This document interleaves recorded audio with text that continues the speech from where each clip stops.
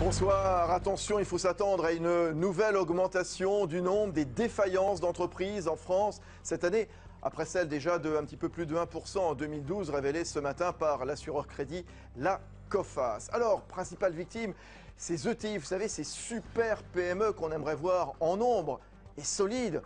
Pourquoi cette fragilité et quel remède trouver justement? Voici les décodeurs de l'écho.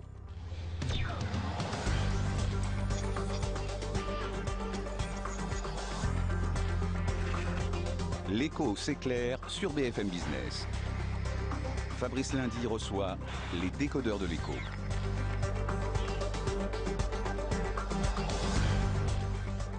Et comme chaque jour, la soirée démarre sur BFM Business le soir à partir de 19h avec les décodeurs de l'écho. Avec vous tous, avec vos remarques, vos réflexions. Les décodeurs de l'écho, @bfmbusiness.fr, le compte Twitter également, décodeur écho. Je vais vous présenter dans un instant nos décodeurs de l'écho de ce jeudi soir avec cette actualité, donc le rapport de la Coface. Pas terrible, hein, vraiment, pas très joyeux, mais enfin voilà, allez, on va essayer de trouver des solutions, bien entendu. Il y en a, oui, il y en a, soyons positifs. Bonsoir Emmanuel Le Chypre. Bonsoir Fabrice. Emmanuel, pourquoi cette fragilité? Est-ce que d'ores et déjà on a déjà quelques pistes?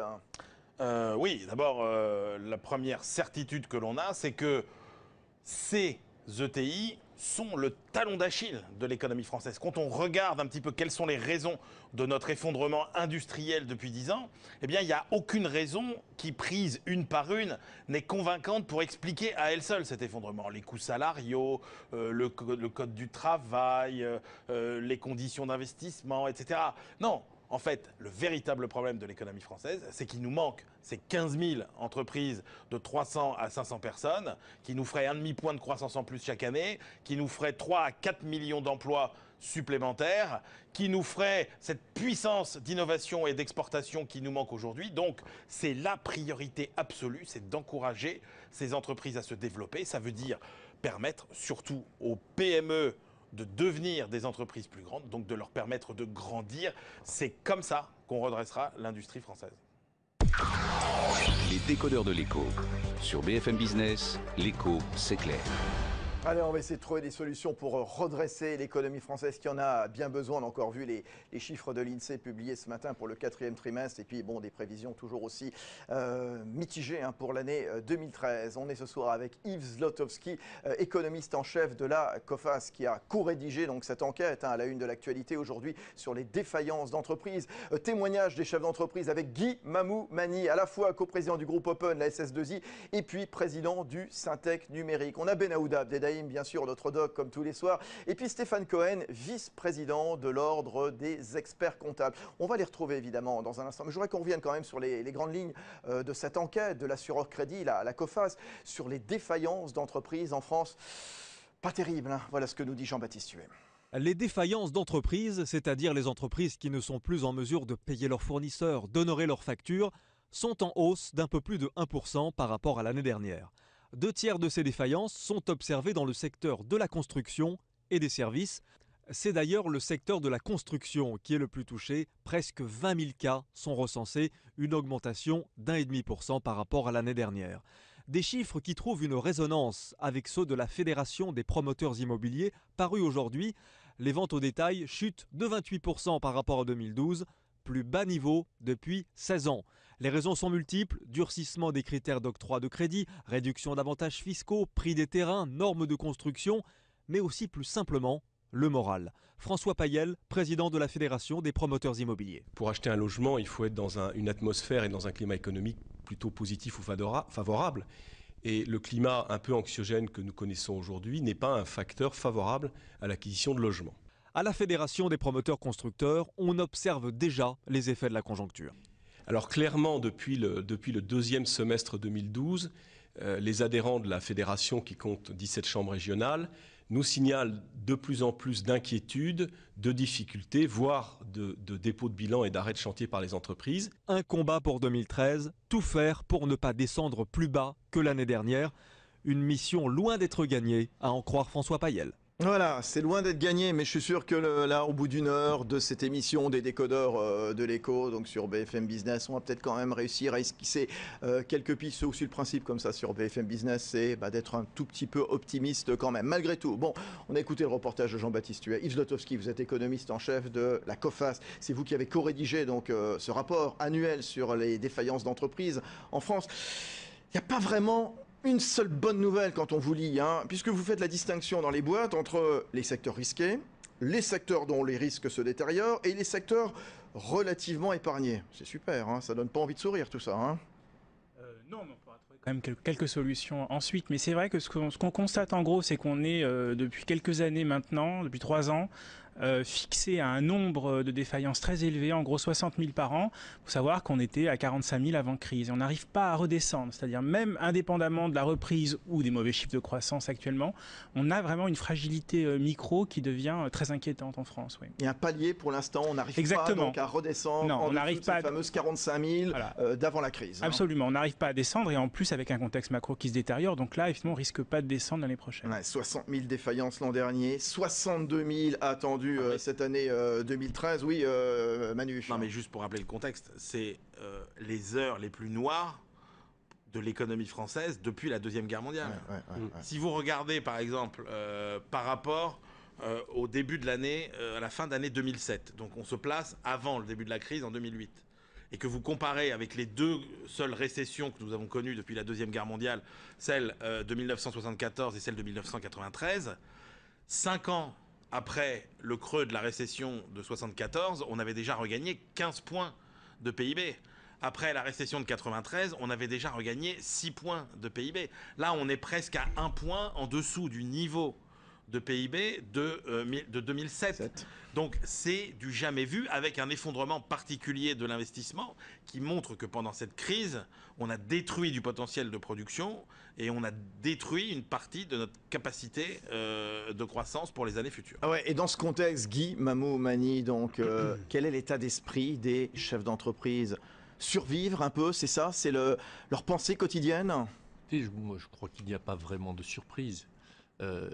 Quoi de neuf sous le soleil? Des entreprises qui sont soumises à des charges énormes, à des contraintes du marché du travail très complexes, et finalement une crise qui arrive. Donc déjà, elles ont du mal à survivre, et puis donc dès que la crise arrive, eh bien, on est confronté à ces résultats. D'ailleurs, je ne dis rien d'exceptionnel, puisque le gouvernement semble avoir pris la mesure de ce problème, et d'une part avec le crédit impôt compétitivité, et d'autre part avec les accords sur le marché du travail. Sur le marché du travail. Heureusement, mais enfin on va dire vaut mieux tard que jamais, mais c'est évident qu'on aurait fait ça il y a 5 ans ou il y a 10 ans, et de façon beaucoup plus importante, nous n'en serons pas là. Ouais, Stéphane Cohen, vous vivez en permanence aux côtés de ces chefs d'entreprise, vous êtes vice-président de l'Ordre des experts comptables. La tendance est, quelle est-elle? Tendance molle, de moins en moins de commandes, on attend, on n'est pas revenu donc à ces niveaux d'avant-crise? On n'est non seulement pas revenu à ces niveaux d'avant-crise, mais on a subi quand même 2 crises, il faut s'en rappeler, et pas des moindres. La crise de fin 2008 qui a quand même écorné les fonds propres des entreprises, qui n'ont pas eu le temps de se refaire, et la crise de 2011, où aujourd'hui, effectivement, on voit bien une augmentation incroyable du nombre de défaillances d'entreprises, surtout celles qui touchent les plus de 50 salariés, puisqu'on est à plus 37% en 2012 sur ces entreprises, justement celles qui veulent aller vers la taille des ETI. Et ce qui m'inquiète, moi, le plus, ce qu'on voit chez nos clients qui viennent nous voir, c'est qu'elles arrivent trop tard dans le traitement de leurs difficultés. Et ça, c'est un point noir, réel, parce que c'est pas tant le nombre de 62 000 qui est important, c'est le nombre de liquidations judiciaires qui est en augmentation considérable. On est à plus 20% d'augmentation des liquidations judiciaires sèches. Comment vous expliquez qu'elles arrivent si tard dans le processus, j'allais dire, de sauvetage? Pourquoi est-ce qu'on n'anticipe pas plus tôt? Est-ce que parfois elles sont trop isolées?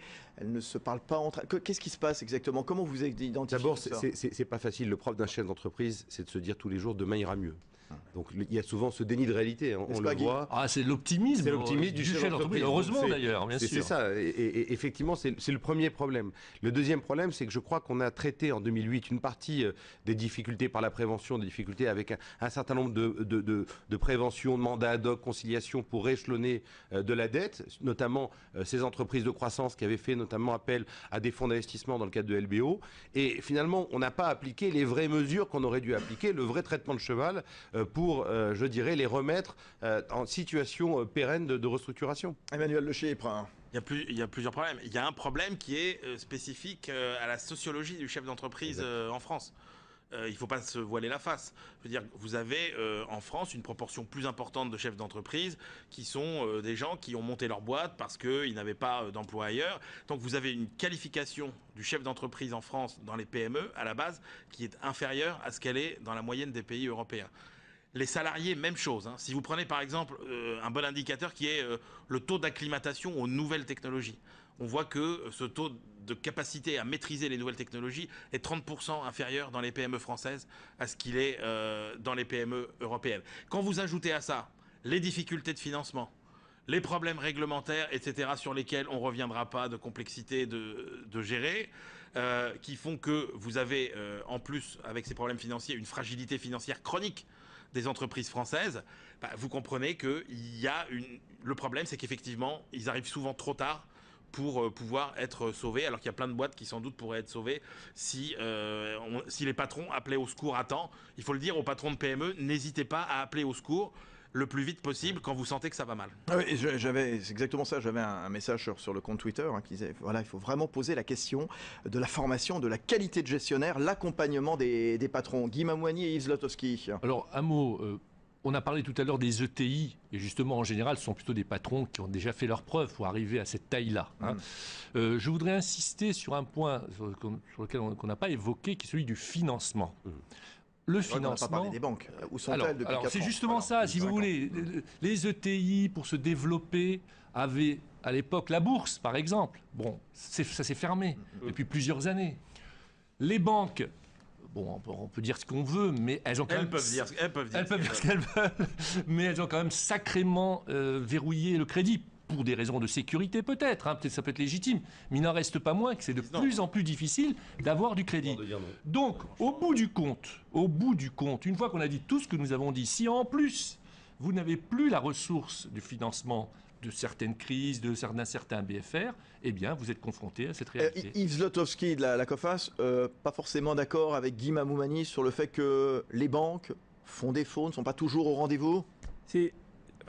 Du point de vue d'économiste, peut-être un peu distant, c'est pas évident à voir. Et puis je veux juste dire qu'il y a une très grande différence entre les entreprises françaises et les entreprises allemandes qui font leur force. C'est pas tellement le problème du crédit, quoique, c'est l'autofinancement. Les taux d'autofinancement en Allemagne sont extrêmement élevés. Et donc ça permet aux entreprises allemandes de voir loin, d'avoir une autonomie dans la stratégie d'investissement, ce qui n'est pas le cas des entreprises françaises et des entreprises italiennes qui sont très peu autofinancées. J'ajoute juste une petite chose sur ce qu'a dit Maître Cohen qui est très importante. C'est qu'un des problèmes qu'on a actuellement, nous, c'est qu'en général, les assureurs crédits voient qu'on a des cycles longs, c'est-à-dire qu'on a 5 bonnes années, 2 années de crise. Et là, le problème, c'est qu'effectivement, les bonnes années ont été trop courtes pour que les entreprises puissent se refaire. On a eu 2009 le choc énorme, et on a à nouveau, depuis la mi-2011, à nouveau un choc. Sur des entreprises qui étaient chancelantes déjà. Voilà, et en fait, effectivement, on a eu un premier à-coup de 2009. Normalement, on a 5 ans, normalement, pour que les entreprises puissent se refaire, et puis en général, une nouvelle crise. Là, la nouveauté, c'est que les cycles sont trop courts pour que les entreprises puissent se refaire. Benaoud Abdelnaïm, on a parlé de l'Allemagne, on y reviendra évidemment, mais la spécificité, les ETI allemandes, on le cesse en permanence depuis des années en disant voilà le modèle vers lequel il faut tendre. C'est quoi la recette allemande? Déjà, c'est cette capacité d'autofinancement. D'autofinancement dont parlait Yves Zlotowski. 34 points au-dessus de celle des... Combien, rappelez? 34 points. 34 points. Et puis un endettement aussi, une perception de l'endettement qui est différente de celle des entreprises françaises. Là, vous êtes par rapport à l'endettement, c'est toujours en source Banque de France, pardon. Vous avez un endettement bien plus important en France par rapport à l'Allemagne. C'est à 27 points d'écart. Par rapport au PIB. Et puis un autre point, ces ETI, c'est toujours en prenant ce baromètre de la COFAS, on voit des ETI plus tentés par l'endettement financier par rapport à leurs capitaux propres. Les PME ont ont un profil plus prudent, 44% d'endettement financier net par rapport à leurs capitaux propres, alors que les ETI essayent de faire comme les grandes entreprises sans en avoir les reins, sans en avoir la solidité. Les ETI, on va encore beaucoup en reparler, hein. Ce sont les entreprises entre 250 et 5000 salariés à peu près. Voilà, hein. et c'est le chiffre d'affaires qui n'excède pas 1,5 milliard d'euros. 1,5 milliard d'euros. Stéphane Cohen, les experts comptables, vous fréquentez évidemment les chefs d'entreprise. Dans ce contexte, lorsque le financement manque, comment est-ce qu'on joue finalement sur tous les leviers, je ne sais pas, peut-être le système D pour essayer de, alors je ne sais pas, recourir au chômage partiel, renier les marges. Quel comportement avez-vous remarqué chez les chefs d'entreprise dans ce contexte de fragilité? Puisqu'on s'interroge ce soir dans les décodeurs de l'Écho, pourquoi ces entreprises françaises sont aussi fragiles?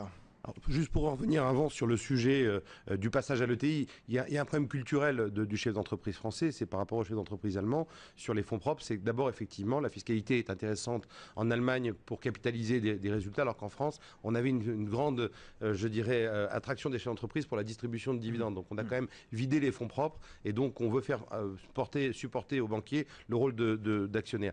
Comment on fait au quotidien? Voilà, Comment au on fait au quotidien? Si vous voulez, plus on prend tôt, je dirais, plus on traite tôt les difficultés, plus l'éventail des possibles est important, de restructuration, d'utilisation, des procédures de prévention, de saisine, de la commission des chefs de services financiers, et aujourd'hui même avec les mesures Montebourg et notamment les commissaires au redressement productif qui peuvent, sous leur égide, je dirais, réunir les banquiers, les organismes publics.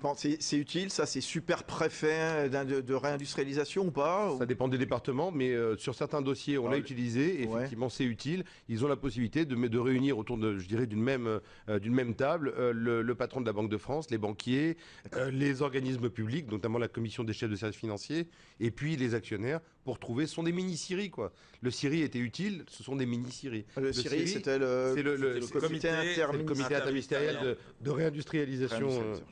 Et effectivement, le scierie traite des entreprises de plus de 400 salariés. Donc oui, effectivement, plus on prend tôt, plus on a des solutions. Plus on arrive tard, et malheureusement, plus, je dirais, il nous reste quoi? Le redressement judiciaire. Et quand c'est trop tard, c'est liquidation judiciaire. Avec aujourd'hui une statistique qui est importante, 60% des entreprises de plus de 15 millions de chiffre d'affaires qui arrivent dans un redressement judiciaire affichent des déficits d'exploitation.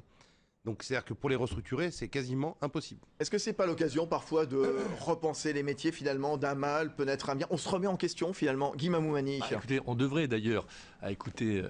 Cohen, j'étais en train de me dire, finalement, c'est déjà trop tard quand on arrive à ce niveau-là. La recherche, la compétitivité, la performance doit se faire bien en amont. Et c'est vrai.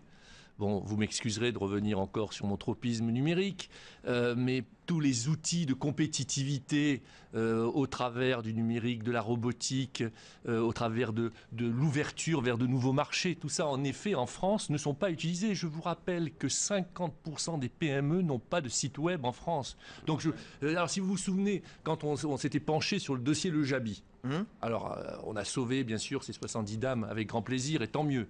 Personne n'est allé leur dire pourquoi vous ne faites pas un site web pour faire du e-commerce en Chine ou à l'international. Ouais. Vous voyez, on ne pose pas ces vraies questions-là qui sont à l'origine des problèmes qui atterrissent sur le bureau de Stéphane Cohen. Bon, on va se poser toutes les bonnes questions, évidemment. Donc, constater que ces entreprises françaises, peut-être, sont fragiles. Pourquoi? Et puis, quelle solution? Quelle est la priorité, justement? L'actualité du jour, aujourd'hui, c'est ce rapport annuel sur les défaillances d'entreprises signé de la COFAS. Rapport pas terrible du tout. Ça s'aggrave. Ça va encore s'aggraver en 2013. Allez, on y croit. On se retrouve dans un instant sur BFM Business. BFM Business, numéro 1 sur l'économie.